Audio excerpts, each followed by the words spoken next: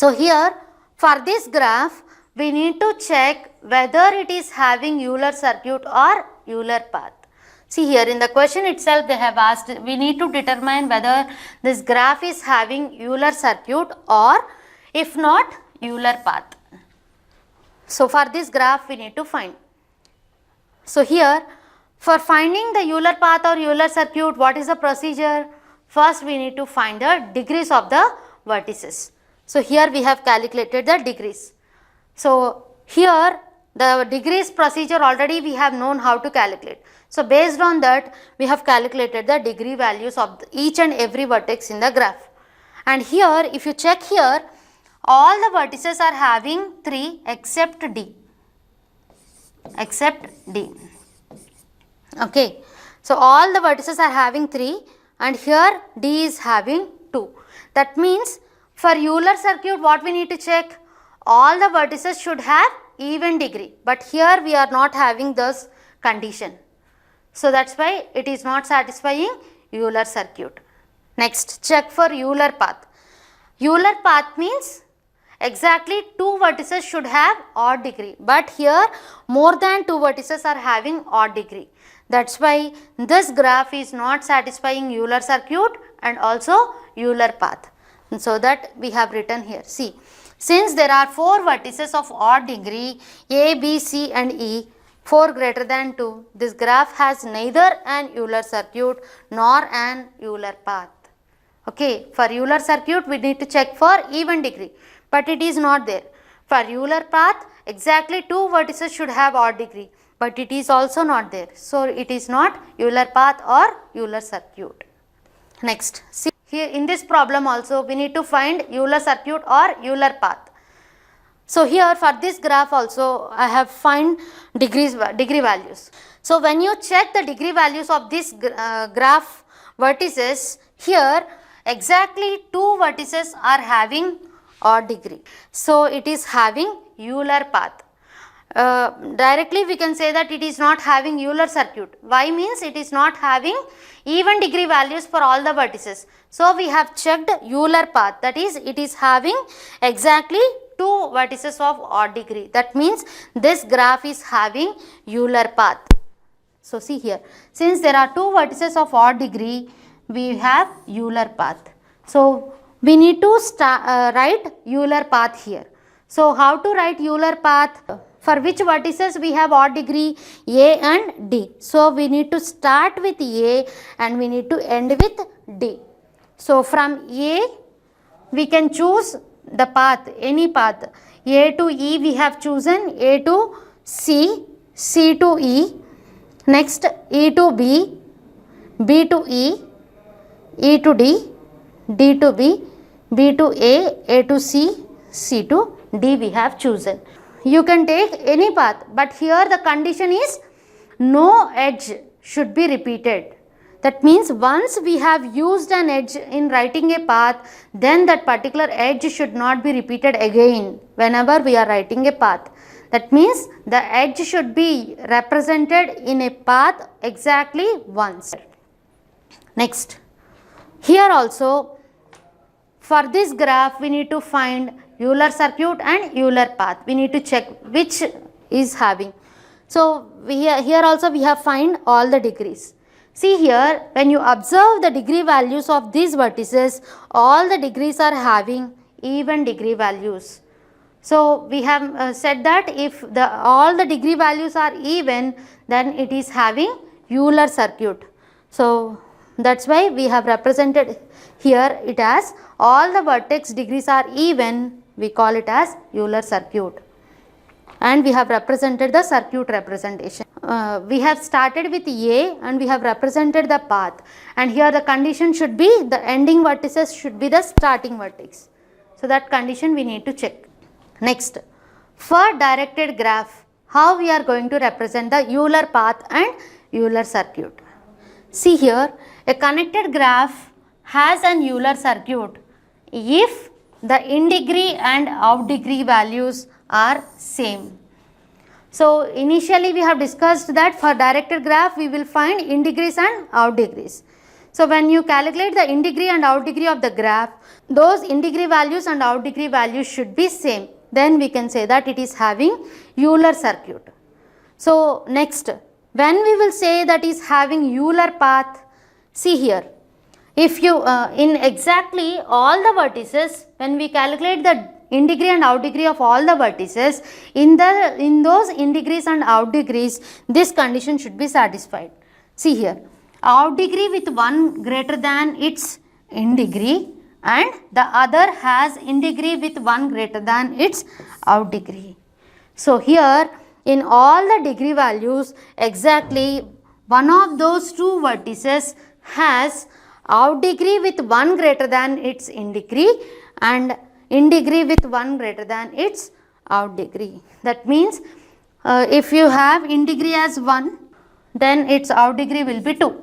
In degree is 2, then the out degree will be 1. That means one difference will be there in case of in degree and out degree. So see with an example. For this graph, we need to check whether it is having Euler path or Euler circuit. So this graph is having direction. So it is a directed graph. For this graph, I have founded in degrees and out degrees. So when you check here the in degrees and out degrees, all degrees are different. See here. Since all the degrees are different, for Euler circuit, all the degrees should be same, but it is not there. So it is not having Euler circuit. Now check for Euler path. Exactly two vertices should have one greater than in degree and one greater than out degree. But here see, in case of B, 3 and 1, the difference is 2 here. But we need to have 1. But it is not satisfied. So it is not having Euler circuit and it is also not having Euler path. Since two conditions are not satisfied, it is not having Euler path or Euler circuit. Next, see an example. For this, find the in degree and out degree values and check whether in degree and out degrees are same.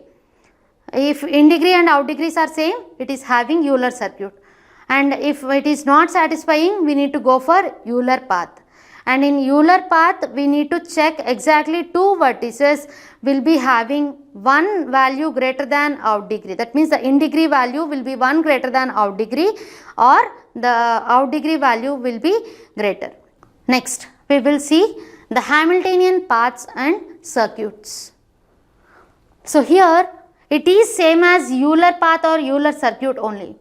Here also, in finding Hamiltonian path and Hamiltonian circuit, the definition is same.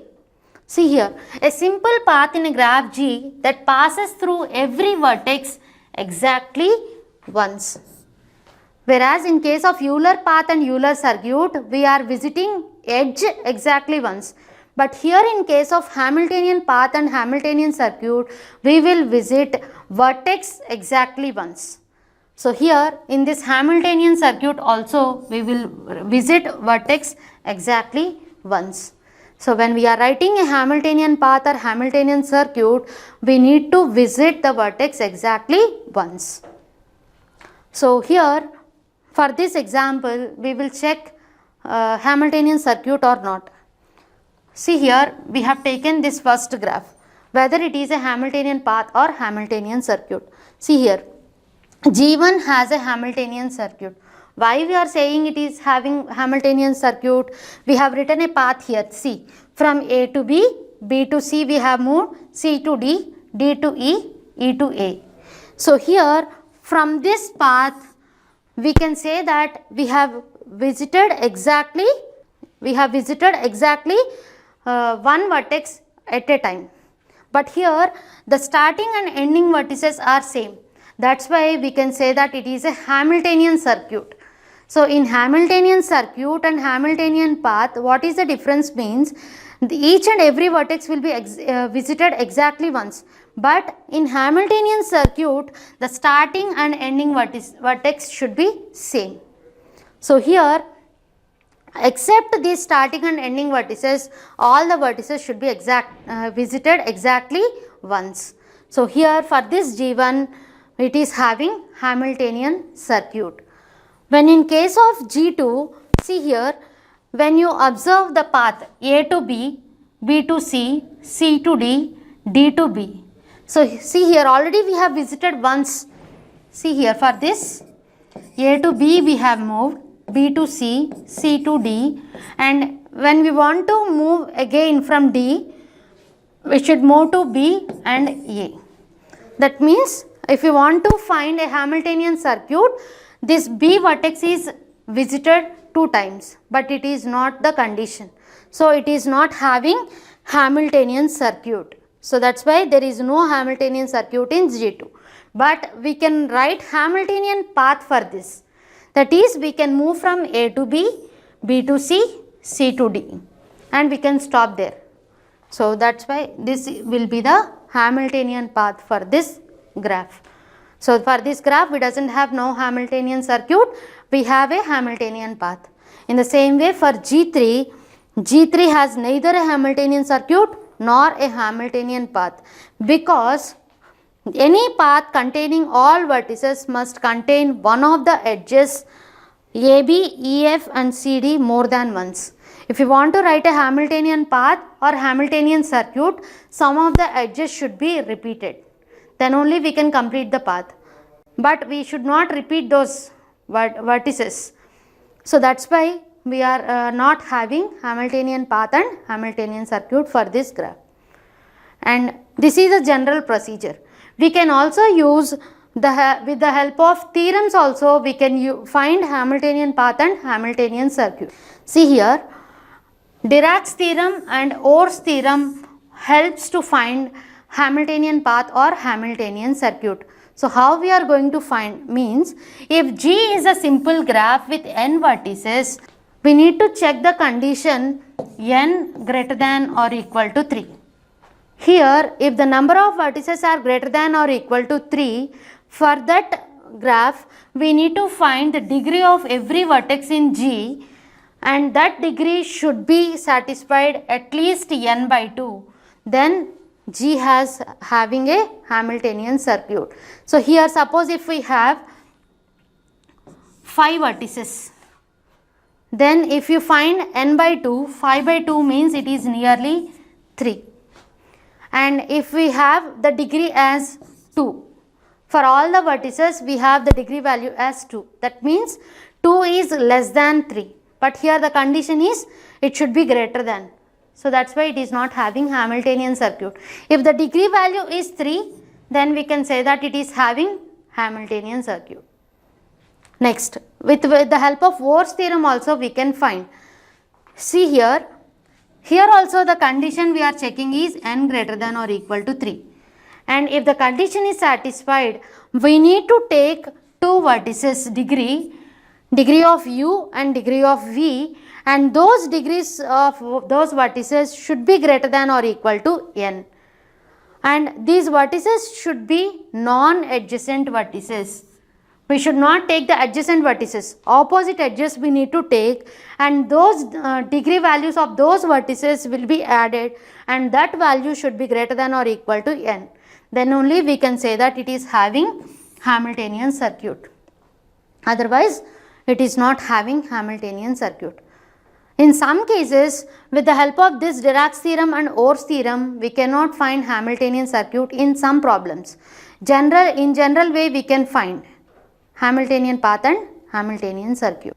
Next concept is shortest path problem. So here, for a given graph, it should have weights. That is called as a weighted graph. That means a graph will be given with weights. From that graph, we need to find the shortest path. So how we are going to find the shortest path means with the help of Dijkstra's algorithm. With the help of this Dijkstra's algorithm, we are going to find the length of the shortest path between 2 vertices in a connected weighted graph, which is undirected. That means in this we are considering only undirected graphs which are having weights in that graph. From that graph we need to find the shortest path distance from 2 vertices. See here we have taken an example. we need to find the length of the shortest path between A and Z in the weighted graph. So between this A and Z, we need to find the shortest path. So how to find the shortest path means, so this is the original graph. Okay. Initially, in the step 1, we have started. What is the initial vertex there? From A we need to start. So we have started from A. At A, we will consider the weight as 0. And all the remaining vertices will be represented as infinity. The distance from A to all other vertices will be represented as infinity, and for A we will assign 0 initially. Next, in the second step, so first we have visited A here. We have visited A and the distance is 0. Now from A we need to move to the next node. So how to move to the next node? Which edge is having the shortest distance, that edge will be selected. See here, from A we have edges to B and edges to C. So see here, in the second step, from A it is connected to C with 2 weight, and to B it is connected with 4 to A. So the next level edges will be connected, and here the distance for all other vertices should be infinity. So only 2 vertices we have chosen. From this we need to choose which vertex should be visited. So first, in the second step, we have chosen what are the connected vertices to A. So B and C. So which is having the shortest distance? C is having the shortest distance. So in the third step, from A we have visited to C. So first, in the third step, we have visited A to C. Y means it is having the shortest distance compared to B. Next, after visiting C, we need to check other vertices which are connected to C. So from C, what are the edges connected? B, D and E. That's why we have represented the distance, how much is the distance to move from C to B. So see here, from C if we want to move to B, 2 here, the weight is 2. So 2 plus 1, that is 3. So when we want to move from C to B, the distance is 3. And so to move to get here to B, we have moved from A and reached to C, and then from C we are moving to B. So here to reach to B, we have visited A and C vertices. That's why we have represented A comma C. Next, if we are reaching to D, then so what is the distance here? 2. And we have added the distance of D weight, that is 2 plus 8. That is, if you want to reach to D, the distance is 10. In the same way, if you want to reach to E, it is 12. Since C is connected with B, D and E, we have represented the weights. And now in the next step, we have initialized infinity to the remaining vertex. In the next step, step 4, see here, we need to check which vertex is having the shortest distance in between B, D and E. So here it is having 3, here it is having 10, here it is having 12. When compared to all these 3, B is having the shortest distance. So from A it is moving to C, from C it is chosen B. Okay, we have selected B since it is having the shortest weight. Next, from B we need to check what are the edges we have which are moving to another vertices. From B, what are the edges connected? To D we have connected, and again C we have. But C already we have visited, so we doesn't consider this C. We will move to D vertex. Okay. So from D, if we are checking, if we are moving here, we have the weight as 3 here, and for this edge we have the weight as 5. We need to add these two, 3 plus 5. So if we reach to D, the weight will be 8 and the vertices visited are A, C and B. So here, since only we have one vertex, we will visit D here. So from A to C we have moved now, and next C to B, and from B we have reached to D. Next we need to check from D what are the possibilities we have. So from D we can move to Z or from E. Okay, from D to C means C is already visited, we doesn't consider that. So we will consider only these two. So for these two, if we move from D to E, 8 plus 2, that is 10. And if we move to Z, 8 plus 6, that is 14. So since when comparing these two, E is having the shortest weight, so D selects E route. So from D, E will be visited. Okay, from D, E will be visited. Next, so here as of now, from D, after D, E will be visited with 10 distance, and what is the path? A, from A we have reached to C, C to B, B to D.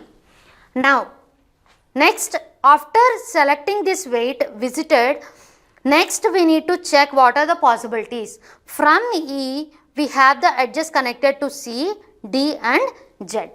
So C and D are already visited, the last one is Z only.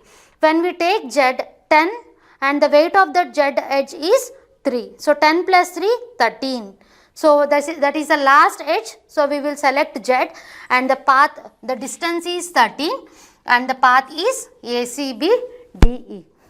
See here. So this is the final graph. So initially we have started from A, and we have chosen the connected edges of A, B and C. In this, C is having the shortest path. So from A to C we have moved, and next from C we have chosen B path, and next from B we have chosen D, next from D we have chosen to A, E, and from E we have chosen to Z. So finally when we want to move from A to Z, the distance is 13, and the path is this one. Okay, so in this way we need to calculate the distance between two vertices. Next, planar graphs. So here how we are going to say a particular graph as planar means, see here, if it can be drawn in the plane without any edge crossings, that means the edge should not be moved from one edge.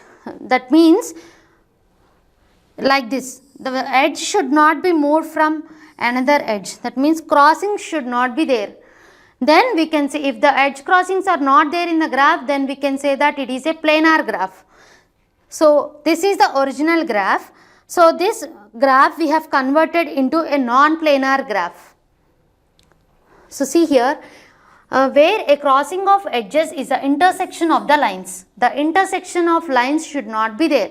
If those intersection of lines are not there, then we can say that it is a planar graph. So here we have taken one example, that is K4, and we have converted this K4 into a planar graph. So this is a non-planar graph. Why means it is having intersection lines. And now this we have converted this into a planar graph. So we have removed one edge, since it is having crosses, it is moving, the one edge is moving on from another line. So we have removed one edge and we have connected from like this. So this graph we have converted into a planar graph without edge crossings. If the graph is not having any edge crossings, then we can say it as a planar graph. So from this planar graph we can find regions. A planar representation of a graph splits the plane into regions. If it is divided into regions, then we can apply Euler's formula. When we use Euler's formula to find regions of a particular graph, if it is a planar graph, the entire portions are divided into regions, and to find the regions we can apply the Euler's formula. So for this graph we have taken this portion as one region, and this one as one region, and this as regions. So how many regions we have in a particular planar graph? How we are going to find? Means with the help of Euler's formula, that is R equal to E minus V plus 2. With the help of this formula, we can find regions in a planar graph. So if you find how many edges we have in a graph and how many vertices in a graph, then we can easily find the regions value. Okay. So here R indicates regions, E indicates edges, V indicates vertices, and we are adding 2 to the value. So here with the help of this formula, we can find how many number of regions are exist in the particular graph. So in some cases in a problem they can directly give edges and vertices, but in some cases they will not mention edges and vertices, they will give degree value. From the degree value also we can find the regions. So for that, see an example. See here, they have given a connected planar simple graph with 20 vertices and they have mentioned the degree value, each of degree 3. So they have given vertices but they have not mentioned edges. So in the place of edges, they have mentioned the degree value. So with the help of that, we need to find the edges first and then we need to apply the Euler's formula to find the regions. So here we need to find the regions for that. So how we need to find means here, they have given V value. If we have a degree value and the vertices value, the degree value will be multiplied with the vertices and then we will get the edges count. And already we have said that the sum of the degree values will be equal to twice of the edges. So this value will be equal to twice the number of edges, that is 2e.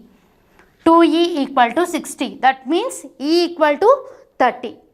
Initially we are multiplying the degree value with the number of vertices. Then we will get the value.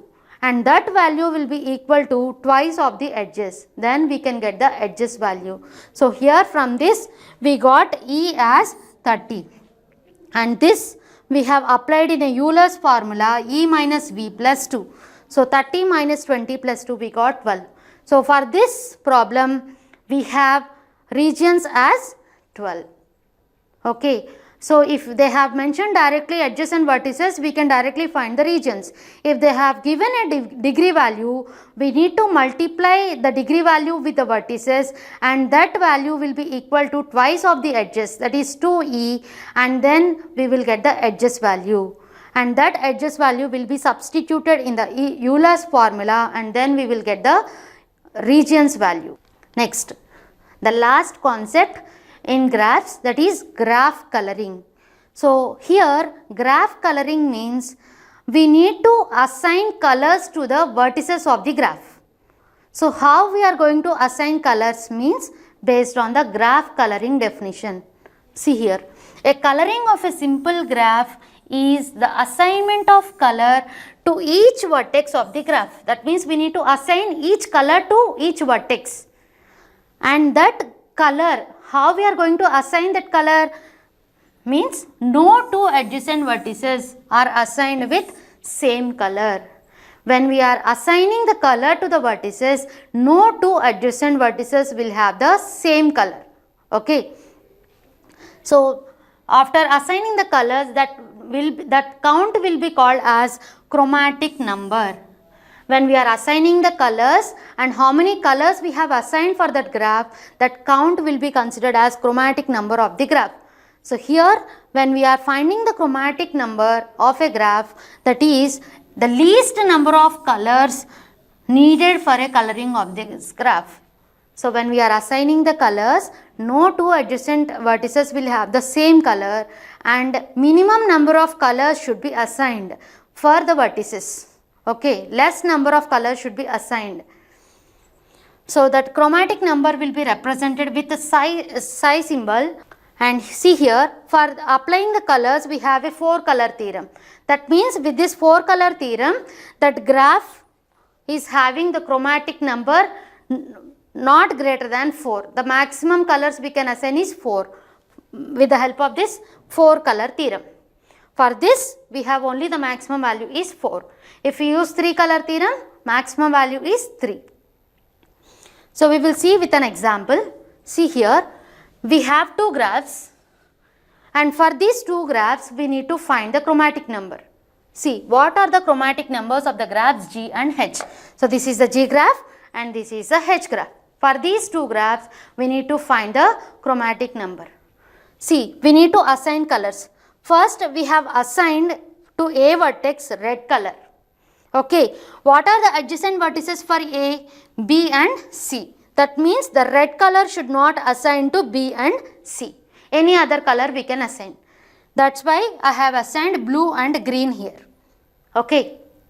What are the adjacent vertices to B and C now? We need to check. So, for B, E is the adjacent vertex, D is the adjacent vertex, C is the adjacent vertex. So, blue should not be assigned, and for C, what are the adjacent vertices? Green should not be assigned. See here, for D, I have assigned red. Why means B and C are the adjacent vertices to D. So, blue and green we should not assign. So, when you check here, red, A is not the adjacent vertex to D. That's why we can assign red color to D. Okay. Next, I have assigned up to this. Now, for E, we need to check what are the adjacent vertices and what are the colors we have assigned to those vertices. For E, we have assigned D, B and so only these two are adjacent and this one is adjacent, but as of now we have not assigned color to this. So, here B and D is having blue and red color. Except these two colors we can assign remaining color. So, here since we need to assign less number of colors which are not adjacent, those colors we can assign repeatedly. So, here whenever we are assigning a color, no two adjacent vertices will have the same color. Already used color also we can use, but that color should not be used to the adjacent vertex. In the same way, we have assigned all the colors to all other vertices, and here this same procedure we have applied to this graph also.